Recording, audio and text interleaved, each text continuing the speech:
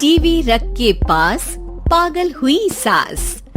आजकल वर्मा जी की पत्नी देवकी जी केबल पर रियलिटी शोज देख देख कर बहुत कुछ सीख रही हैं। जैसे आज तो वो सुबह सुबह बेसुरे आलाप ले रही हैं। सारे गा मा धा। माँ जी, सारे गामा पाधा नीसा होता है। अरे वो तो सब गाते हैं, ये मेरा स्टाइल है। आवाज तो कम कर लीजिए माँ जी, पर्दे फट जाएंगे कान के। ये कहो कि पर्दों में आग लग जाएगी। देखना, मेरी आवाज सुन के जज आग लगा देगी, आग लगा देगी, तू तो आग लगा देगी, ऐसा बोलेंगे। सरिता वहाँ से परेशान होकर चली जाती है और सास रियाज जारी रखती है।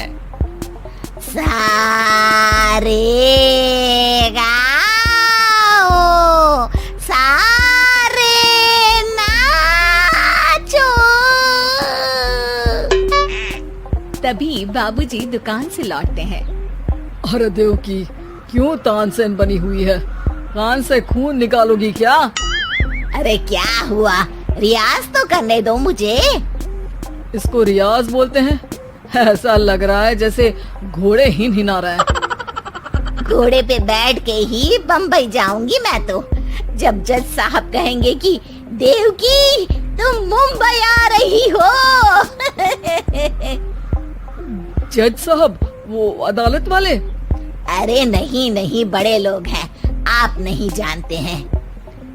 ओ मैं तो छोड़ चली अपना ये देश, बम्बई मुझे प्यारा लगे।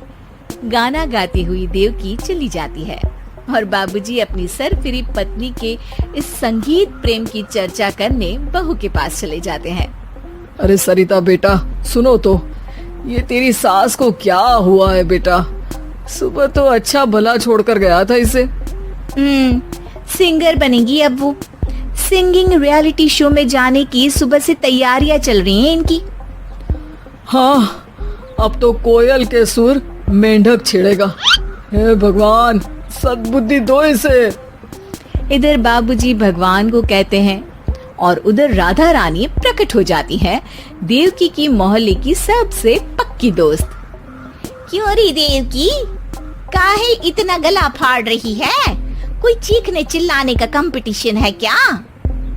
अरे ये देख, नया सिंगिंग शो, मैं भी गाऊंगी, हिंदुस्तान के दिलों की धड़कन बनूंगी।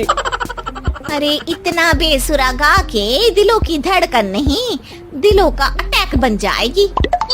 इससे तो अच्छा है कि नाच ही ले। वैसे भी दिन भर मोहल्ले में नाचती तो रहती है तू, कभी इसके घर कभी उसके घर। देवकी को समझ में आ जाता है कि उसका गाना किसी को पसंद नहीं आ रहा। अगले दिन सरिता देखती है कि सास पैरों में घुंघरू बांध के नाच रही है। अरे माँ जी, क्या मंजुलिका बनी हुई है आज आप? अरे नाचने दे बहू, जब तक है जान जाने जहां मैं नाचूंगी। अरे माँ जी, अभी जान निकल जाएगी इतनी जोर से नाचेंगी तो। अरे अरे क्या कर रही हो? अरे दिख नहीं रहा, डांस कर रही हूँ। अरे जैसी तुम्हारी हरकत है, तुमको तो नागिन डांस करना चाहिए। वो भी करूंगी, भांगड़ा भी करूंगी, देखना जज मुझे देख के स्टैंडिंग ओवेशन देंगे। हाँ, स्टैंडिंग ओवेशन तो देंगे ही, ताकि खड़े होकर वहाँ से भाग सके तुम्हारा डांस देखकर। अरे कुछ ढंग की चीज करो, ये रोज क्या नया शुरू कर देती हो? सास को लगता है कि उसका डांस का सीन भी बिगड़ गया। अब वो टीवी देख के कोई और कलाकारी ढूंढने लगती है। तभी उसे टीवी पर खतरों के खतरनाक खिलाड़ी शो दिखता है, जिसमें लोग अलग अलग स्टंट करते हैं। बस देवकी को नया काम मिल जाता है। अगले दिन सुबह देवकी डंबल लेकर कसरत करने लगती है। माँ जी, ये क्या कर रहे हैं आप? अरे खली जैसे बनकर खलबली मचा दूंगी। कल मैंने खतरों के खतरनाक खिलाड़ी देखा, और सोच लिया कि मुझे वही जाना है। हाँ बस। तभी वहाँ बाबूजी भी आ जाते हैं। अरे इतना भारी डंबल, अरे गिर मत जाना कहीं लेकर। अरे चुप करो, तुमसे कुछ नहीं होता इसका मतलब ऐसा नहीं कि मुझसे भी कुछ नहीं होगा। मैं तो खतरों के खतरनाक खिलाड़ी में जाने वाली हूँ। हाँ, मैं तो इस शो में तभी गया था जब तुमसे शादी हुई थी। तुमसे शादी करना भी खतरों के खतरनाक खिलाड़ी में जाने से कम थोड़ी ना। अब चुप भी रहिए। अरे बहू, वो भारी वाला डंबल उठा कर ला तो। अरे ना माँ जी, आप संभाल नहीं पाओगी। अरे मैंने टीवी में देखा था, एक आदमी कार उठा लेता है, इतना तो मैं उठा ही सकती हूँ ना।